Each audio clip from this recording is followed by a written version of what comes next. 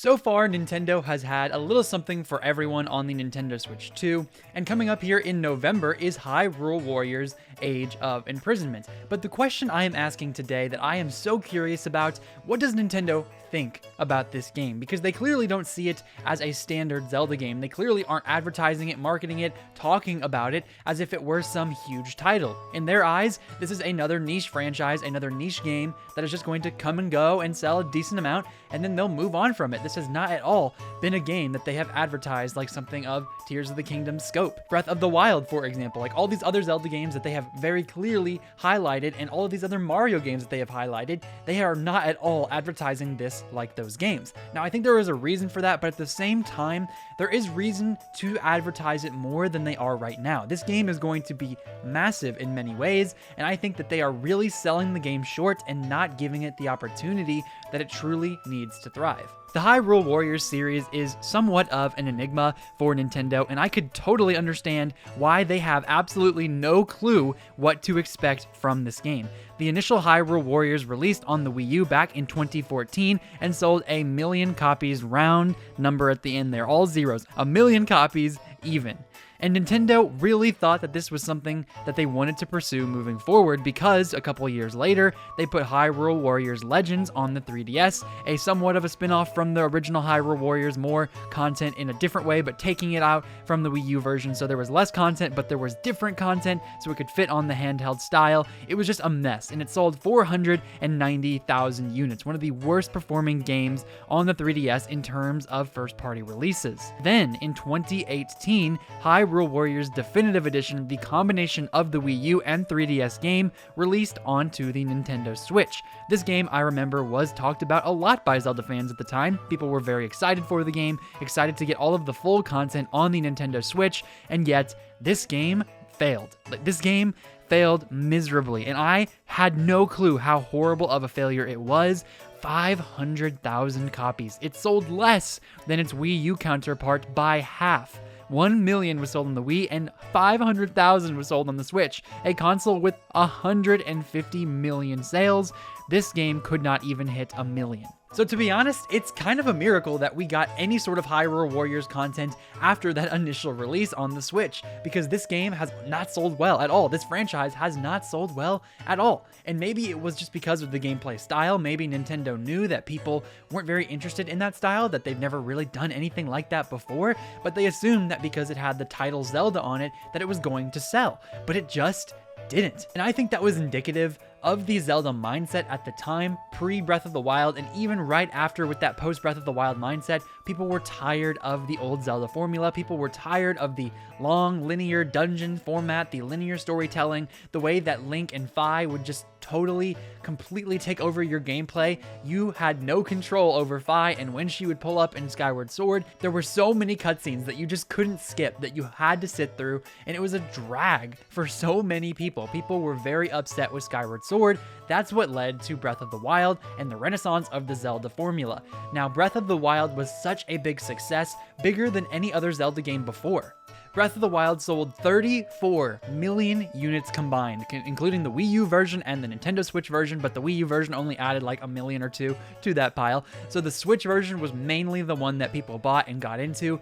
That is most people's first Zelda. It was my first Zelda. It introduced me to the series. Most people, when they think of Zelda now, like it or not, they are going to think of Breath of the Wild.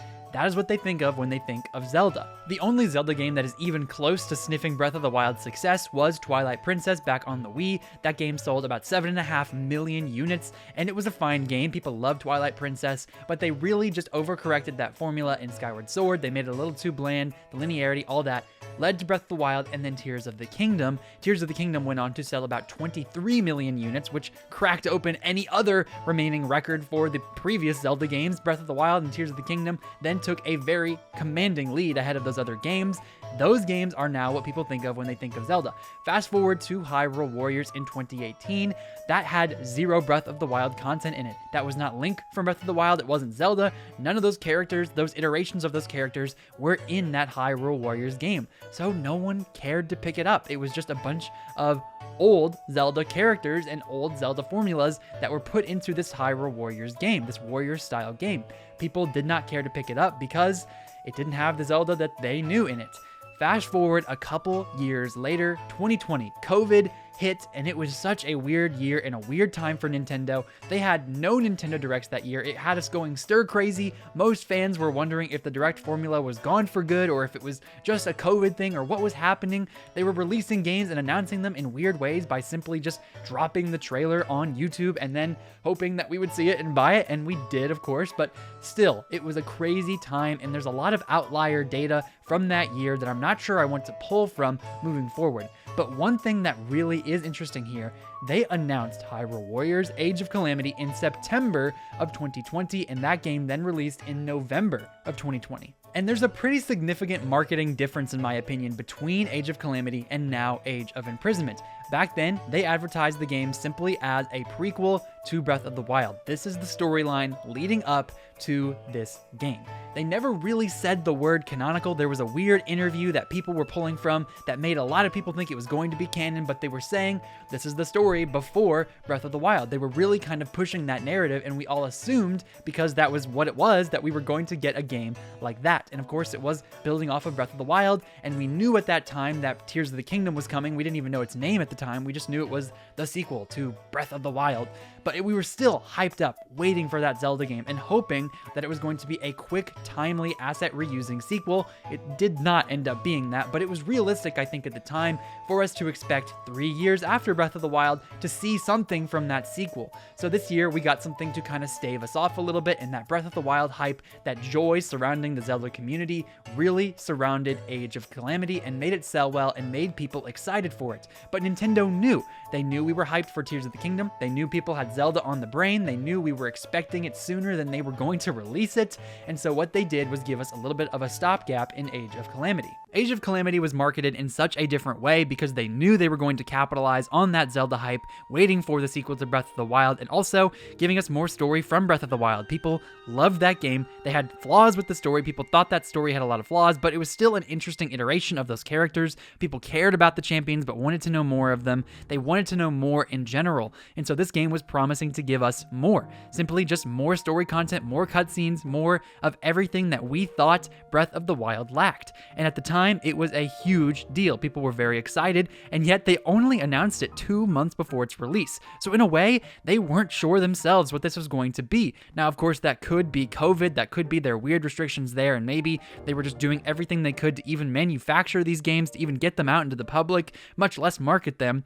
But this game was odd in a lot of different ways, but even with all the oddities of this game, they went out of their way to make sure we knew this was going to be a big experience, that if you played Breath of the Wild, you cannot miss this. Regardless of the gameplay style, regardless of all these different things, you need to pick this game up. And the one thing that truly seals the deal here in terms of how they marketed that game, Aonuma, the director of the Zelda series, the guy who comes out in all of these different Nintendo Directs when they talk about Zelda, he is the face of Zelda. He came out and talked about this game, and that, in my mind, cemented this game as important. It was really a big deal to see Aonuma come out and talk about the game. It just got people excited for it. We knew it was going to be something. But still, Nintendo knew this game was going to be fighting an uphill battle because of the previous failures of the Hyrule Warriors series. Those games sold horribly, as we mentioned before, so this game was going to have to do something different. And the way that they marketed it was the way they believed that they were going to achieve that difference. I mean, even just looking back on the website here, it says, "See Hyrule 100 years before the events of Breath of the Wild." They were clearly pushing to us that this game was going to be the story that we so desperately sought after from Breath of the Wild. This game was going to fill in those gaps, and I was excited. So many people were excited. Then they did something even better. They gave us a demo to test out this gameplay style. Nintendo had never done something like this prior to the first Hyrule Warriors back on the Wii U in 2014, 6 years before this game's release. So maybe they were thinking, okay, we have to make sure this game sells. We have to make sure this game does decently well because people are going to be hyped about it, but they may be wondering if this gameplay style is for them. Maybe they want to know if they're going to be able to get into it or not. They gave us a demo. They also gave us a Nintendo Treehouse presentation. It was a weird COVID presentation, sure, unlike any Treehouse prior, but there were still these people in their little boxes and they were playing Hyrule Warriors Age of Calamity for us. Nintendo wanted us to know this was a big deal. If we were not going to buy this game, if we weren't going to play this game, we were going to miss out. They highlighted it so well. They highlighted it so much. It was just a lot of content before its release. And maybe it felt like it was more at the time because it was only a 2-month window before it released. But still, even if it was just 2 months and they really filled in a lot of marketing time within those 2 months, they did a lot of stuff, still it felt like more. It felt like it was important. Now we come to 2025, almost 11 full years after the initial Hyrule Warriors release, we have Age of Imprisonment. Age of Imprisonment did something different with its marketing right off the bat. It was very purposeful. What were the flaws of Age of Calamity? What were the problems with that game? Well, number one, it didn't do the story that it told us it was going to do. It said, see Hyrule Warriors 100 years before The Legend of Zelda Breath of the Wild and experience the events of the Great Calamity. We didn't get to experience that. We experienced something different. Spoiler alert for Age of Calamity, at the end of that game, it totally transitioned into something new. There was a time travel feature in this game. All the champions were saved rather than dying. We got to play as the sages. It took a totally different turn. Now, in my opinion, this turn was very fun. I loved this game. I put over 100 hours into this game. I will probably continue to put hundreds of hours into Age of Imprisonment. But for many people, this felt like false marketing. This felt like this wasn't the experience that they were truly getting. We wanted to see these characters lose. We wanted to see the actual story. Now, of course, Nintendo didn't want to give us that, and they decided just not to give us that at all. But in Age of Imprisonment, now we see a difference. They have been pushing this canonical talk so hard. Of course, in all the trailers, they have made that pretty clear to us, but they also showed us in this little detailed prompt here at the bottom of the page to buy this game. It says, fight the war for ancient Hyrule. Step onto the battlefield as Princess Zelda, King Rauru, and other legendary heroes as you fight to reclaim your homeland, and live the story of Demon King Ganondorf's invasion that was only briefly alluded to in The Legend of Zelda Tears of the Kingdom game. They are making a big difference here with Age of Imprisonment and Age of Calamity. In Calamity, we were able to see, 100 years ago, what's going to happen. They didn't technically tell us this was going to be the exact story. In Age of Imprisonment here, we can already see this is their marketing style. They're saying, no, we know a lot of you were frustrated with that story diverging from what it was supposed to be, from the canonicity of it. Now here we are telling you that's not happening again. It's just not. This is going to be a canonical telling of this story. No doubt, 100%. And what is the other thing that they have really been pushing with this marketing? The graphics. They have done so much to show us how amazing this game is. Another flaw that they're fixing with Age of Calamity, that game ran horribly. It was so bad. It was stuttery. The frame rate was bad. The resolution was bad. At times, the game would chug. It was horrible on the Switch. On the Switch 2, it got a big free upgrade to the point where it was able to cap off that resolution and that frame rate at a solid, rock solid 60 frames per second, which is incredible for that game. And now here we are with Age of Calamity and Age of Imprisonment, both on the Nintendo Switch 2, both marketed to see a new life. Age of Imprisonment is going to be one of the best games on this console, and they're telling us it's going to be a lot better than Age of Calamity was. It's going to deliver on those promises, it's going to play better, and in all the 4 trailers that they have released thus far, only 6 minutes of content that have they provided us within those 4 trailers, but within those 4 trailers, a lot of gameplay, a lot of walking through random environments, showing us the non-stutteriness of this game. This game will not be chugging like the previous. Now, I wouldn't be surprised if by the time this video releases, an overview trailer has been released for this game to garner more hype, and I promise you, I will break that trailer down like I did all of the others, but I am very excited to see what they have moving forward, because here we have a little bit of a drip feed method in showing us new content with this game. They have recently taken to Twitter over the past week or two and shown us new characters, introduced us to new renders of these characters, and telling us their names. The sages from Tears of the Kingdom, and also a new maid that a lot of people are suggesting might look like Impa, but I am kind of not sold on that idea, but we'll see. It's just someone from the past, a Hyrulean woman from the past. And of course, they have teased us with this weird Link-like figure and also a Korok hero that we never saw in Tears of the Kingdom, 2 figures that we have to wonder, is this really canon? Because these characters were not shown off to us at all in the game in the initial Tears of the Kingdom release with those cutscenes. In that final battle with Ganondorf, we know those characters will not be there. We know this Hyrule maid will not be there. So maybe they're going to fill in the gaps with that. Maybe there's going to be a reason for that, but I still am on shaky grounds with Nintendo, wondering if they're going to really give us that second surprise again. Really take the rug out from underneath our feet and say, we've been telling you it's canon and psych, it's not again. That would be hilarious, but still, This game has been marketed in a very different way, and an odd way in my opinion, because they told us about this game back at the Nintendo Switch 2 Direct. That was the first instance that we got to see this game, and it was shown off in the third-party section with all the other third-party games. I felt like that was kind of a weird choice. I felt like if you wanted to make sure this game sold, if you want people to know this is a highlight for the Nintendo Switch 2 and a reason to buy this console, which that Direct was supposed to do for people, give us reasons to buy, then why didn't you show it off with the first-party stuff? Now, I know technically Nintendo did not make this game, they didn't develop it, they worked closely with Koei Tecmo, I'm sure, but Koei Tecmo was the studio to do this game. They were probably the studio to have the most involvement with this game. Aonuma, I'm sure, had a big part in the story of it. All those developers from Tears of the Kingdom, Breath of the Wild, they had input, I'm sure. That was their game, their title. Koei Tecmo doesn't get to make creative decisions here, but still, it's so odd to me that they decided not to show it as a first-party game, and they didn't treat it like they treated Age of Calamity back in the day when they just dropped it on their YouTube channel saying this is a new game and it's coming soon. This was different. Then we got a different trailer later on in the Nintendo Direct third-party showcase, and that was, again, something else I just didn't expect to see. They're marketing this game as a third-party, not as a first-party Nintendo game that is worth buying because it's from Nintendo, because it has that Nintendo seal of quality. They have not shown us that far enough, in my opinion. They need to show us more, and I really hope this overview trailer will do it justice and gets people hyped, but I think they've kind of missed the boat here. I think that ship has sailed. I think a lot of people have already decided whether or not they're going to buy this game based on what they showed them already, which wasn't a lot. They didn't do enough to show this game's real strength, to show this game why it's going to be big, because I know it's going to be big. I know 100% this game is going to be a reason to buy this console. If you care about Zelda at all, if you care about Tears of the Kingdom at all, this game is going to be for you. And of course, we've not seen Aonuma talk about this game at all. We've not seen him at all this year, and that's a little bit disappointing because it tells people that he's not even going out of his way to tell us why we should care about this game. He's not doing anything to make us care, and that's just a little unfortunate to me in my opinion, because I think this game is big. I've already said that. So what does Nintendo think about Age of Imprisonment? Well, clearly they're telling us they don't think highly of it. They don't think it's going to be a big game. They don't think it's going to sell particularly well. And to be honest, I would be surprised with you if it sold as well as Age of Calamity did.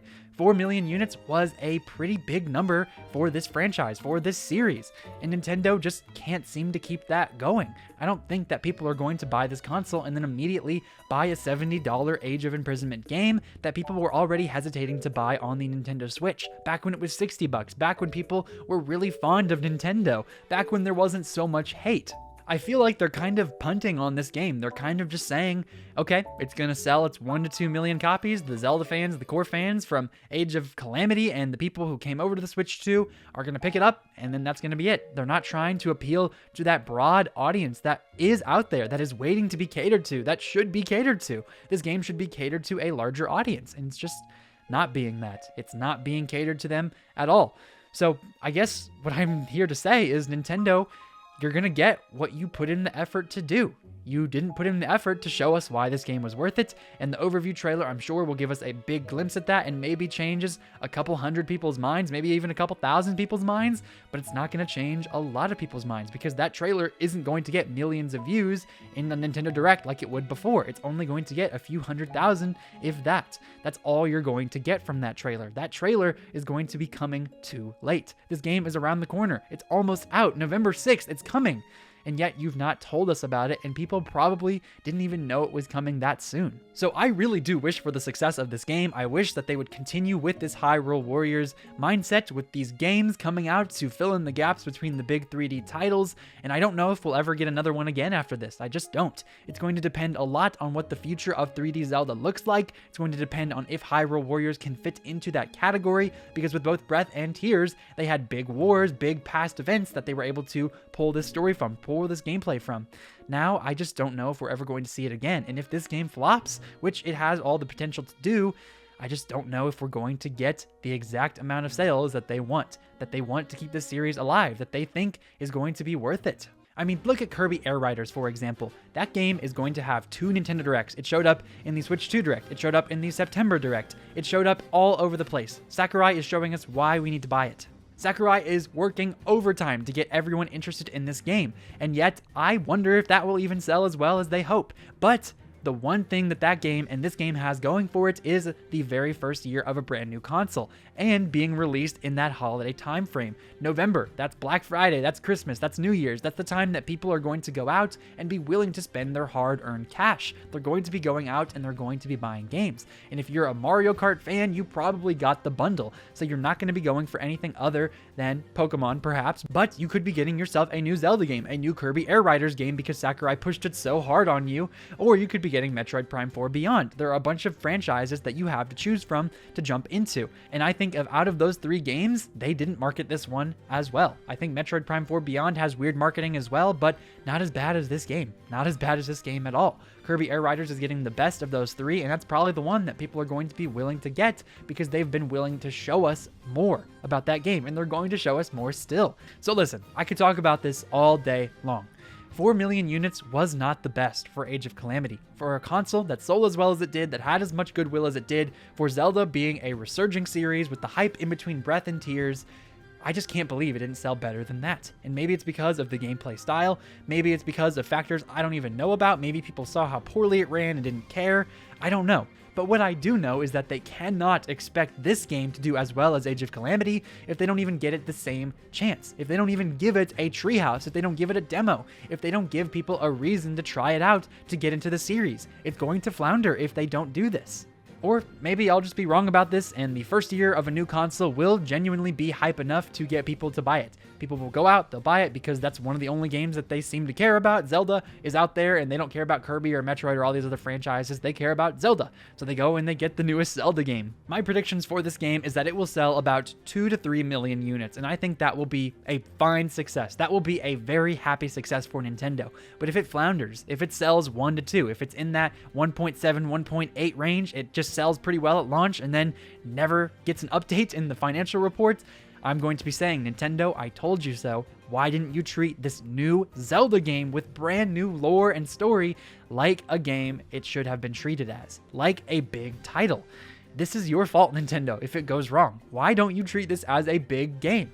I just can't understand it, and I don't know if you are able to understand it either. But if you do, let me know down in the comments. What are your thoughts about this game? What are your thoughts with their way of marketing this? Am I crazy? Do you think they're fine? Is this game sold on you, or are you only sold on it because you're a Zelda fan? A lot of people who are considering buying this game probably aren't as big Zelda fans as you and I are. Thank you for making it to the end of the video. Make sure you like this video and subscribe if you enjoyed the content. Click that notification bell to know exactly when my videos release. Make sure you click that hype button as well if you were on mobile devices. It just helps get the small channel up to bigger crowds. Make sure you also consider joining my membership program, a couple bucks a month for very cool content and early access to my videos. It really supports the channel and just helps me as an individual creator. Thank you very much for even considering that. If you watched to the end, you're probably a Zelda fan, so click on the left side of your screen to see one of my videos breaking down the latest trailer, and the right side of the screen to see the trailer breaking down the September Direct trailer. This has been Ray's Nintendo Talk. I have been Ray. Make sure you have yourself a phenomenal day. I will see you all in the next video.